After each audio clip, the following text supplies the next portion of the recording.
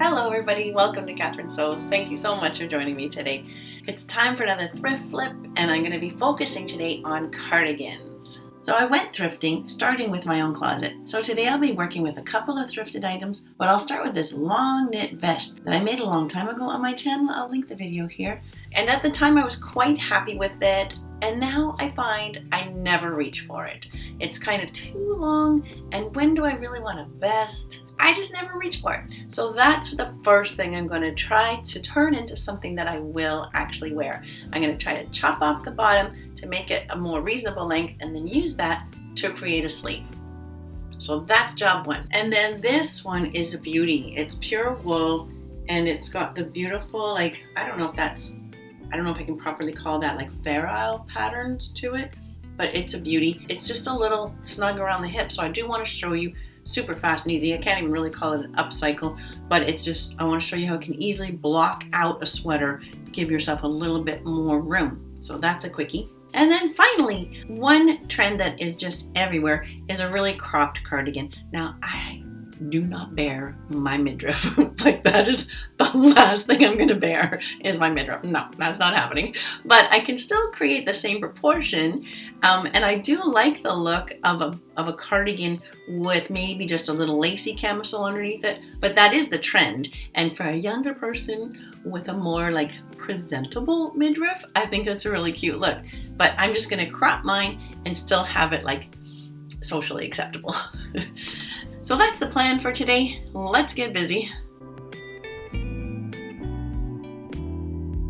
So I just put this on and I made a wax mark where I want it to finish. So then I have to cut it 3 centimeters below that, and that's right in the middle of the pocket. So the first job is to remove the pocket. Okay, so I removed the pockets. I'll save them. I might put them back on. And then I also removed the stitching from around the armhole. It was folded over with a zigzag. So that's all open, ready to receive new sleeves. So I just want to cut it 1 inch below that point. So that means, oh, look at that. That works out nicely. Almost exactly 18 inches. So I will do exactly 18. And I'm using my little soap scrap to mark these. Thank you to the viewer that told me that idea. It's such a good one. So I've got the sweater folded really neatly into 4. Right? This is the side seam. The back is tucked in. I made sure everything is nice and smooth. And now I want to cut right through. There's the top half. This is what I have left for sleeves. My main concern right now is how deep this armhole is. I'm going to try to make the sleeve that deep and we'll just see if it looks good. I don't know if I'm going to have to kind of do some taking in under the arm. We'll see. So this is all I have for sleeves. It's not long enough. So I'm going to have to do something fun with a deep cuff. Or, I could look at a 3/4 sleeve, but I don't think I want that. I'm going to fold this fabric. Yeah, I don't have a lot of width here. So it's barely enough to get a skinny sleeve on. But that extra deep sleeve, I'm going to have to do a gusset under the arm. There's just no other way to do this. Yeah, I think I'll just trace off this and then figure how much more I need for that deeper armhole, and also figure out how much more I need for the cuff. There's a good size hem here, which I'll take down too. So to trace this, you want to get the sleeve laying kind of flat. Sometimes people, when they're knocking off, they have this sleeve just coming down. It really does need to have this part where it flattens out. So just make sure you're arranging it nicely, and then I'll just mark that 1/4 inch away from the sewing line. Come around here, lay that back down, and then do my little peek and mark from the other side as well till I meet in the middle.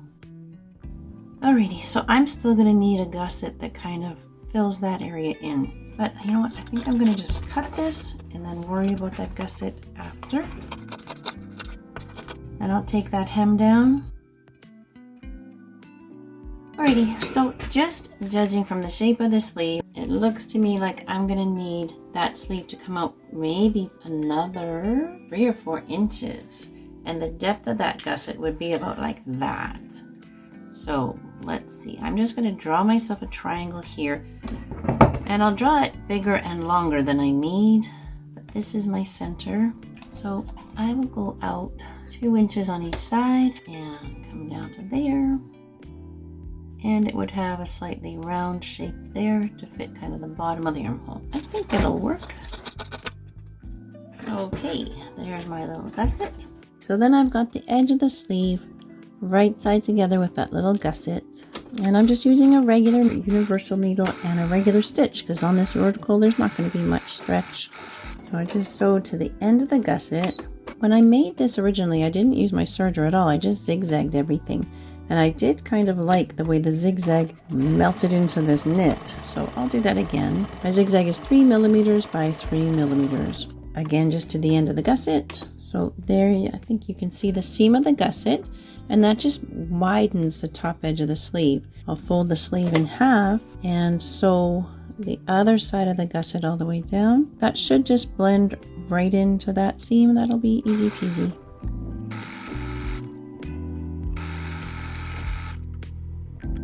And then I just zigzag that whole edge.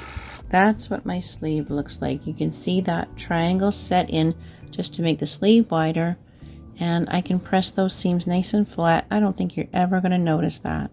Okay, so the two sleeves are prepared, but I still don't know if I'm going to like how deep they are in the armhole. So I'm just going to baste one in and then try it on and see if I like it. I'll just reach in and grab that seam and kind of place it in the middle of the gusset like that. So I'm grabbing both seam allowances and then flipping so that I'm bringing the sleeve and the body right side together.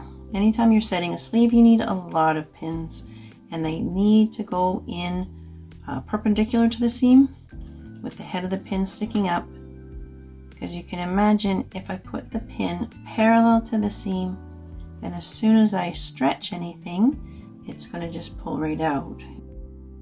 Lots of pins all the way around like that.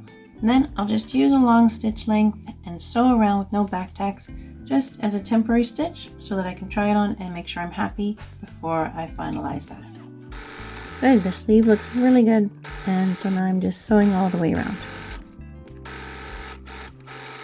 And now I can zigzag or serge those edges. Okay, so now finishing off the bottom edge of the sleeve. I actually really like the length of the sleeve. I don't really want to put the cuff after all. It's finishing about here, and it kind of has a kimono look, and so I don't really want to lose any length. I've got another, like just a scrap of black knit, this kind of lightweight lacy one. So I'm going to use this on the inside edge of the sleeve in what's called a false hem. I've just cut 2 strips 1 3/4 inches wide. I'll sew it at the same width of the sleeve.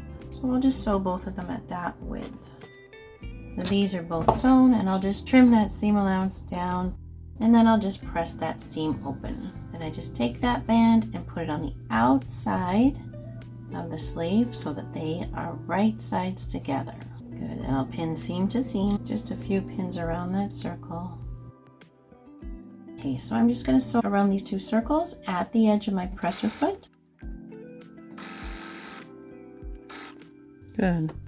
And then that little band now folds down, and I can press it flat like that and then turn it in so that I can hem up here. It still has the look of a deeper hem, but you're only losing that 1/4 inch of seam allowance in the length. So it's a nice way to finish off an edge without losing any length. With this little piece of that lacy knit sewn on, now I'm going to press it flat like that. And by flattening it out first, it's going to make it so much easier to get a nice edge there. It's just going to volunteer that nice edge. So that's a false hem, and you can use that on pants or anything where you want to have like a good size hem so the pants hang nicely, but you don't want to lose much in the length. That false hem can be super handy. And now with that nicely in place, I'm just going to run a zigzag stitch right around the bottom of that. So now there's just the bottom edge, and I'm just going to hem it how it originally was by just turning it up about 1 inch, and I'll press. So I'm just going to zigzag along that edge. I might add a button and buttonhole to this. I just whipped a zigzag all along that edge of the hem, and it really looks good. When I'm able to go right over the edge like that, it kind of like blends one layer into the other, and I think it looks really good. So for the buttonhole, I put a piece of tearaway stabilizer underneath, because then it is so stretchy. So that worked just fine, and then the tearaway stabilizer is true to its name and just tears away. Okay, so I'll just snip that buttonhole open and sew on my one button. I found one cool button in my stash that I thought was going to be really pretty on there. So I'm going to pin one pocket back on. I tried it on. It's looking so much better and much more useful. While I had it on, I just placed the pin for the buttonhole and then placed the pockets. It is a bit bulky at the corners, so I'm going to cut off some of the extra fabric there without getting too close to my corner. Oh yeah, that does feel better. With one pocket pinned, I'm going to flip, so this pocket is now laying down, and I've got it back to back with this pocket. Once I get it all lined up even Steven, then I can feel through and feel exactly where that other pocket is, and that's the best way that I know to place the two pockets the same. You just have to watch that you're not pinning through all the layers now. So the two pockets are pinned the same, and now I'll just sew nice and close to the edge around the three sides, and I'll give that a final press, and that's gonna be done. Okay, the black one is done. Oh, it's just going to be so much more practical now. And I prefer the look now too. It's not just a practicality thing, it's also an aesthetic thing. I love how adding that button kind of turns the collar into a shawl collar and gives like sort of a soft tuxedo feel. I don't know, is that an exaggeration? But I think you get what I mean, right? It's just super easy to slip on. I'll wear this over everything. So that's a win. Let's move on now to this one. So with this beautiful wool sweater, I don't need a lot of extra room. It would make me a little bit more comfortable if I had a bit more width in the hip, and I think also in the sleeve, just a little bit more width. With wool knits especially, you can either block them out wider and then they get to be a little shorter, or you can go longer and they get to be skinnier. So luckily I've got a little bit of extra length in this sleeve, so I'm going to be blocking it out a bit wider. So with a steamy iron, I'm just going to get it a little warmed up with the steam and then give it a little stretch in the width.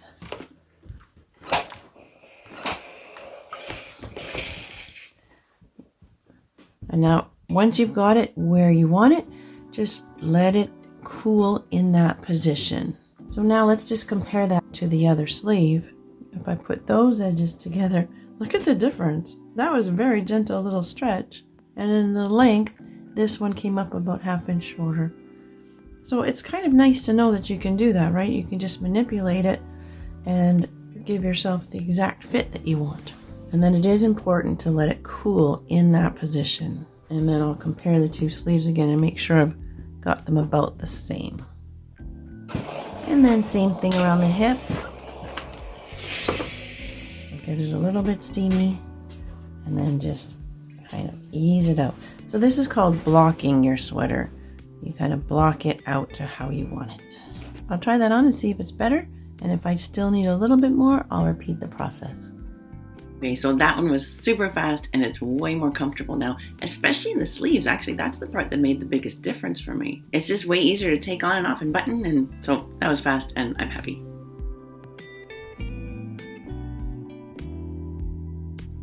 So I figured out how short I wanted it to go and kind of played around with the ribbing there. And then with my friction marker, I just marked where I was going to need to cut. That means I'm losing the pocket. I just need to decide if I want to take away any of the width here. And yeah, I think so. A couple inches in there, right up into the armhole, and then blend into the arm.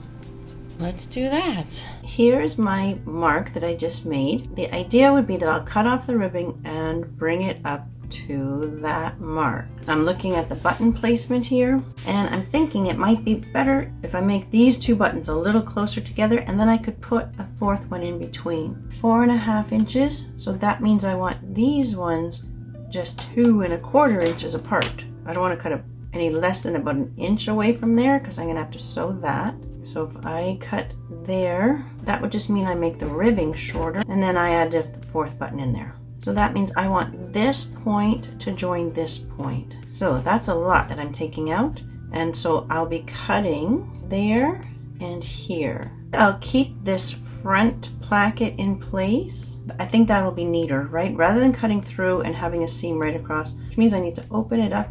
I can't find the chain, so I'm just picking it. Okay. So for the ribbing, that means I'm just cutting a little bit below the bottom of the ribbing. Okay, so I've got the plackets out of the way. That was a little bit of picking. And so now I want to cut here. So I'm taking off 10 inches. I've got the sweater nicely folded in half, nice and even, Steven. And then I'll just mark 10 inches across.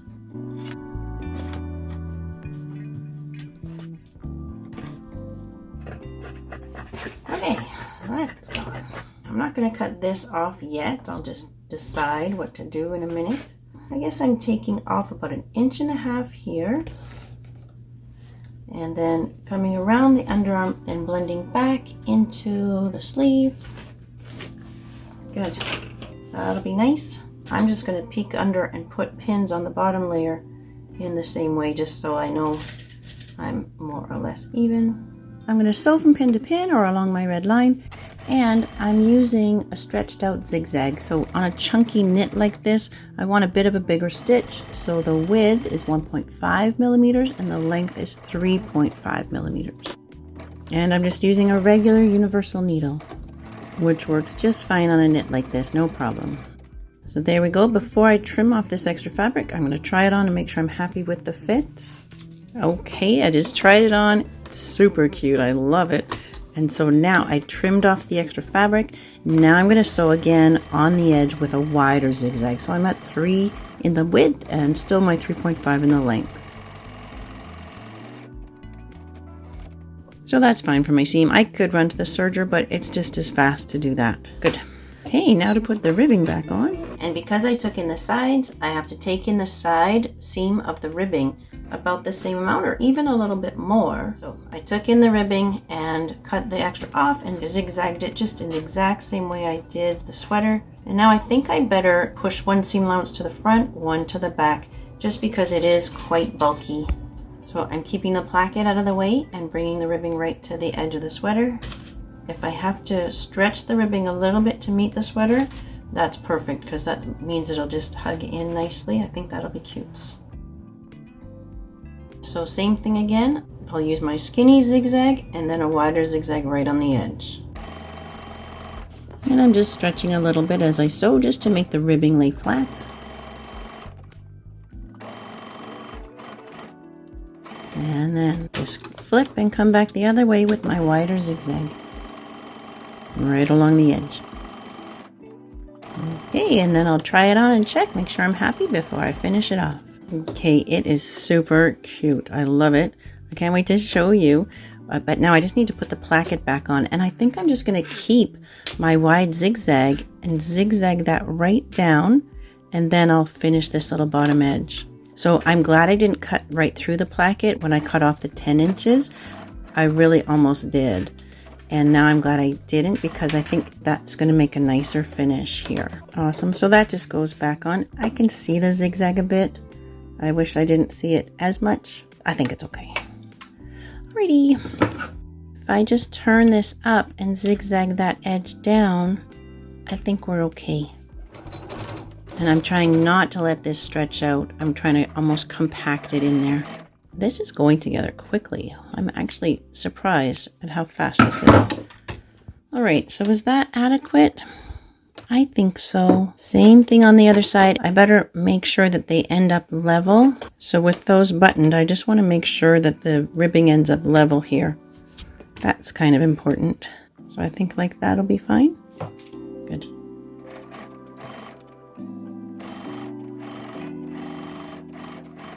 Okay, so I need 2 buttonholes now, one right at the bottom and then one right in between. Okay, so I had 2 buttons that I cut off, so that's perfect. Small scissors to cut open the buttonholes. And then I just sewed those 2 buttons back on.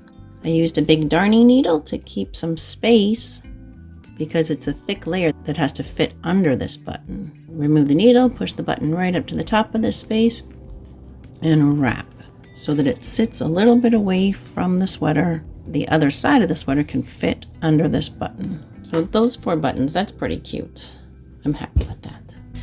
So the cropped sweater is cropped, and I think it's much cuter than it was. And I think that a string of pearls and a lacy camisole is the perfect way to kind of feminize this gray cardigan. And I also really am enjoying this just with a graphic tee and jeans. I like that look too.